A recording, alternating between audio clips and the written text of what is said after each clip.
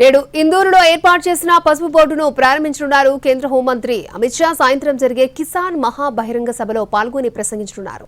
షా పర్యటనకు వస్తూ ఉండడంతో ఏర్పాట్లలో బిజీగా మారారు తెలంగాణ బీజేపీ నేతలు. ఇంతకీ అమిత్ షా బీజేపీ క్యాడర్ కు ఎలాంటి సందేశం ఇవ్వనున్నారు? కేంద్ర హోంమంత్రి అమిత్ షా ఉదయం 11:25 గుజరాత్లోని అహ్మదాబాద్ ఎయిర్పోర్ట్ నుంచి బయలుదేరి మధ్యాహ్నం 1 గంటకు బేగంపేట విమానాశ్రయానికి చేరుకోనున్నారు. మధ్యాహ్నం 1:45 బేగంపేట నుంచి ప్రత్యేక హెలికాప్టర్లో నిజామాబాద్ జిల్లా కలెక్టర్ కార్యాలయంలోని హెలిప్యాడ్ వద్దకు చేరుకోనున్నారు అమిత్ షా. అక్కడి నుంచి వినాయక్ నగర్ లో జాతీయ పసుపు బోర్డు కార్యాలయాన్ని ప్రారంభించడానికి వెళ్లనున్నారు.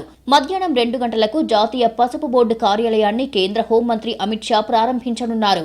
2 నుంచి 2:30 గంటల వరకు జాతీయ పసుపు బోర్డు కార్యాలయంలోనే ఉండనున్నారు.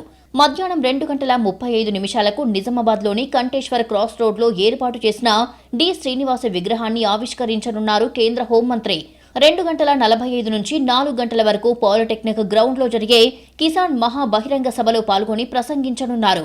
సాయంత్రం 5 గంటలకు బేగంపేట ఎయిర్పోర్టుకు చేరుకొని ఢిల్లీకి తిరుగు ప్రయాణమవుతారు అమిత్ షా.